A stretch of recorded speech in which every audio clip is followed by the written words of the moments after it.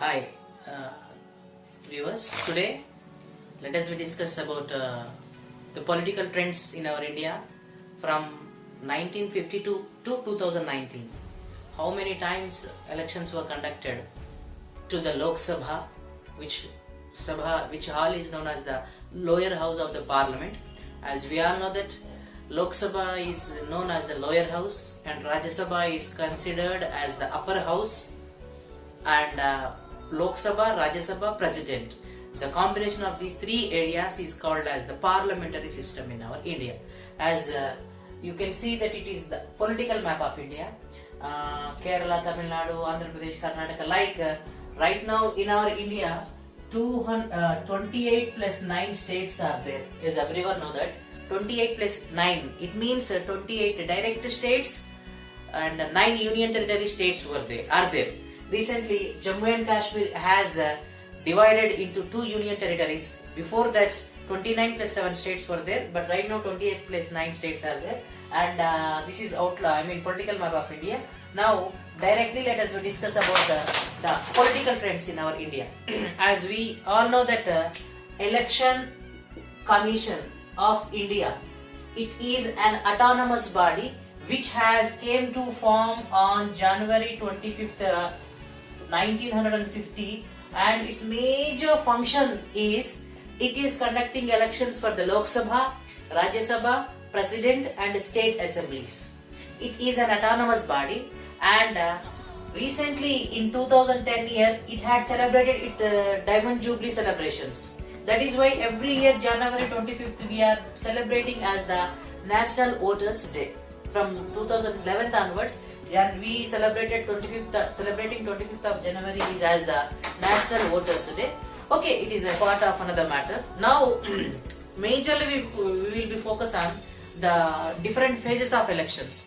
As we all know that in 1947th year, India, that is Bharat, yes, in 1947 we turned as a sovereign nation from European colonial colonies.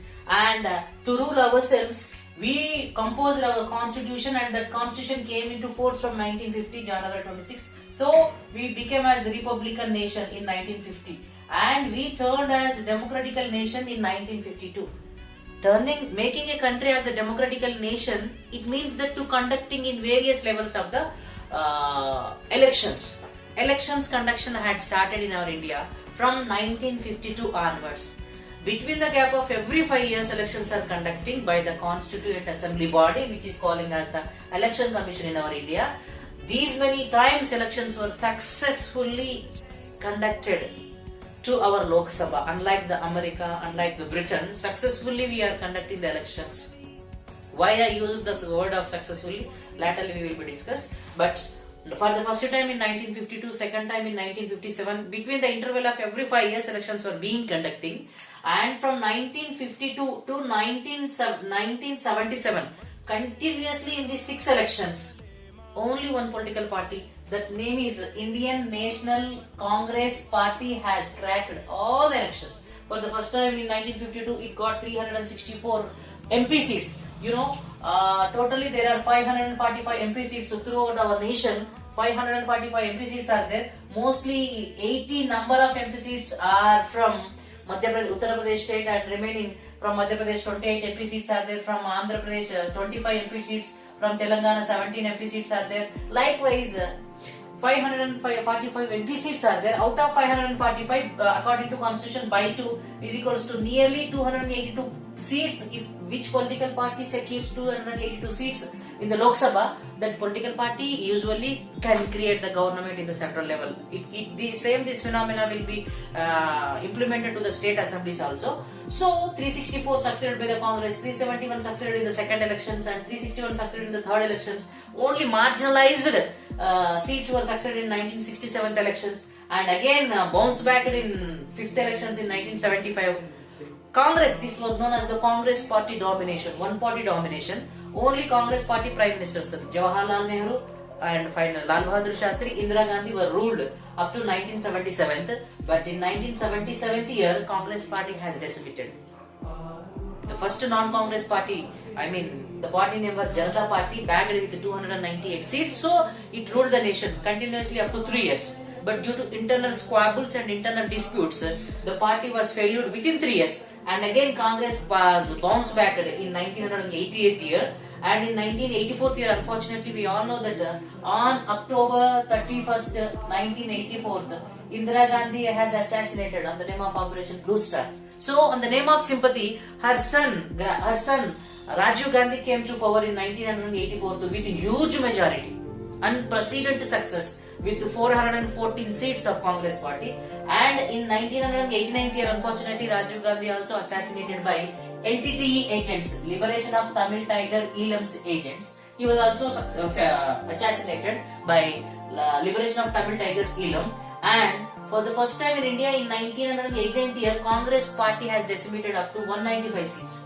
So Congress party was unable to create government in the national level, and for the first time, coalition government came to power. Coalition or alliance mean formation of a government with a combination of more than one political party.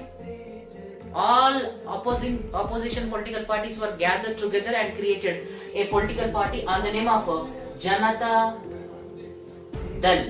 This political party was led by V.P. Singh, Vishwanatha Pratap Singh. So, the first coalition Prime Minister of our India was V.P. Singh. The first non-Congress party Prime Minister of our India was Morarji Desai. In 1989 year, he ruled our nation, but due to same internal squabbles and lack of unity among all political party leaders, this party was decimated, failed.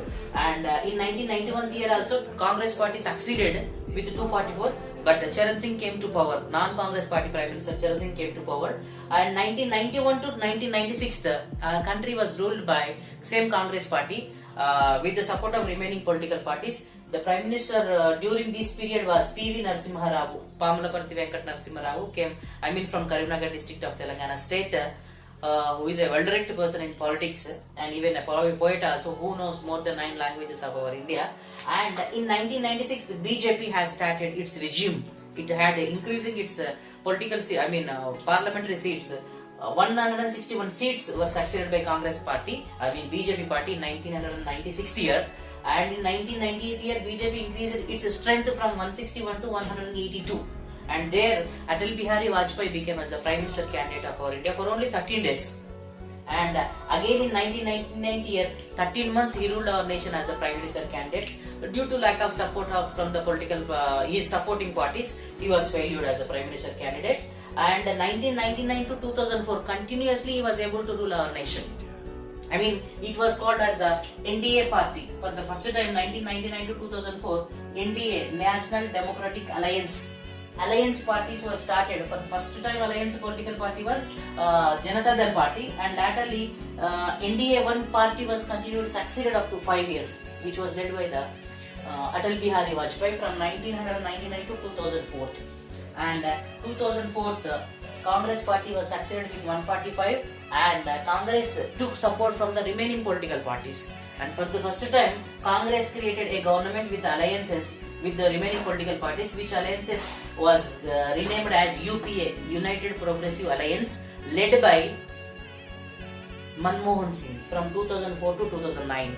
And 2009 to 2014, the U.P.A 2 government ruled our nation. Same Manmohan Singh was acted as the Prime Minister candidate continuously 10 years. And we all know that 2014 onwards, what was happened to the juggernaut or charismatic capacity of Narendra Modi.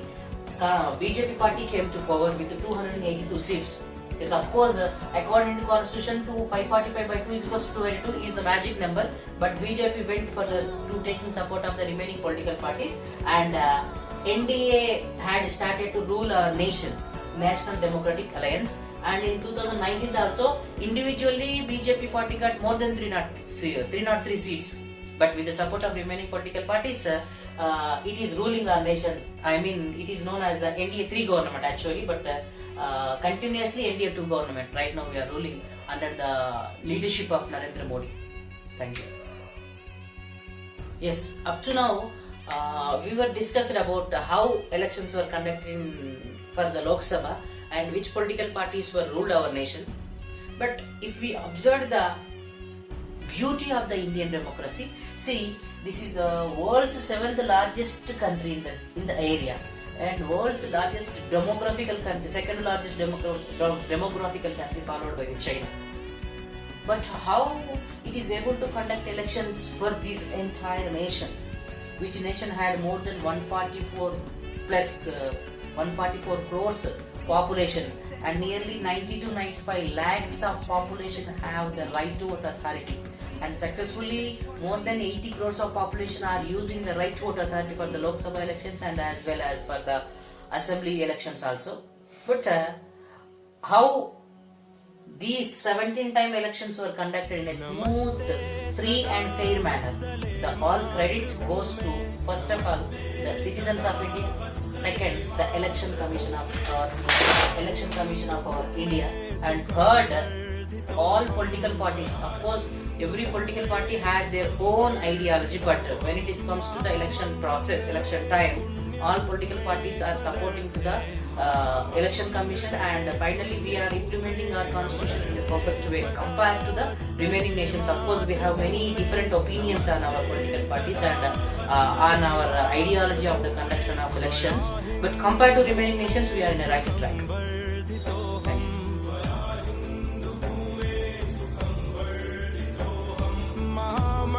Thank you.